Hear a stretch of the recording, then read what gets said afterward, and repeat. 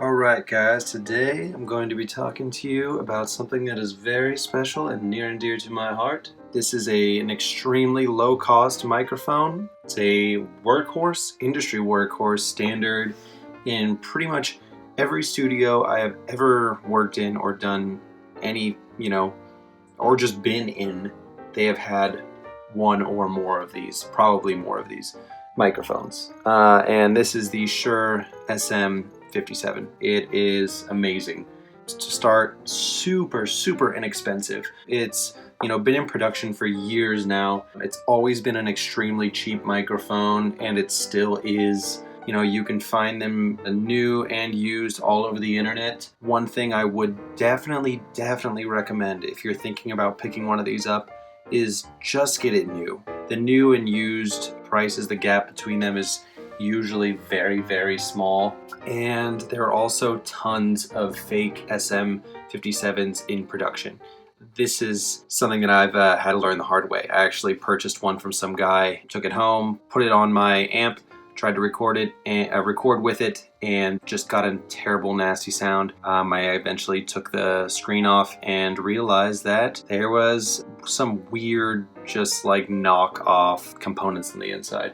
So yeah, definitely just get one new. I think that's the best advice I could give for getting one of these things. As for durability, this is probably one of the most durable microphones that I own. It can really take a beating. I've dropped it a couple times. Definitely, I wouldn't recommend dropping it.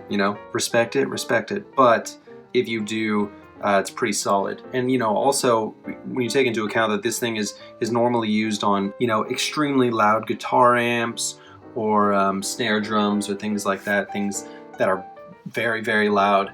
The fact that it can still stand to record them is kind of says how great its durability is. And doing those things are very common. Recording loud guitars or snares. Now, not to get too technical, but I'm going to talk a little bit about the pickup pattern just in case anyone is interested. This is it's a dynamic microphone. It doesn't require any phantom power or anything. And it's a cardioid pickup pattern. Essentially what that means is that sound comes into the front, and that's where you're going to get the majority of your sound to come through.